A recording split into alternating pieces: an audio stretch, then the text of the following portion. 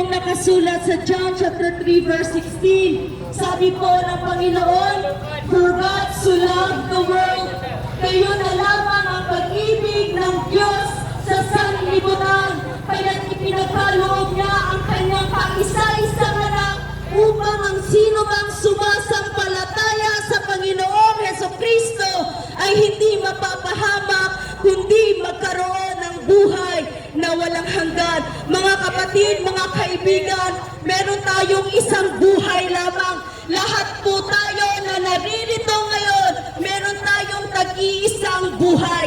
Ang buhay na yan po ay galing sa Panginoon. Ang buhay natin na nag-iisa ay nagmumula at hiram lamang natin sa Diyos. Kaya ang buhay na ito, mga kapatid, mga kaibigan, ibigay din natin sa Panginoon. Ialay natin ang ating mga nag-iisang buhay sa ating Diyos na tagapagligtas. Sabi noon, "For God so loved the world." Mahal ka ng Panginoon. Mahal tayong lahat ng Panginoon.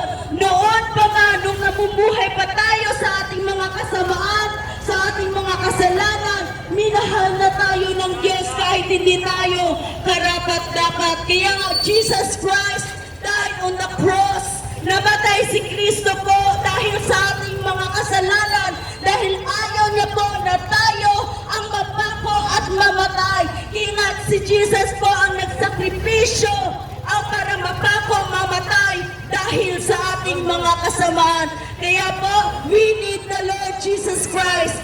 We need to repent of our sins. Manumbalik na tayo sa ating tagapagligtas.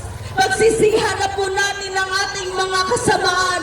Manumbalik na tayo sa Panginoon na nagbibigay sa atin ng buhay. So yun lamang po. To God be all the glory. God bless po sa ating lahat. Mahal tayo ng Panginoon.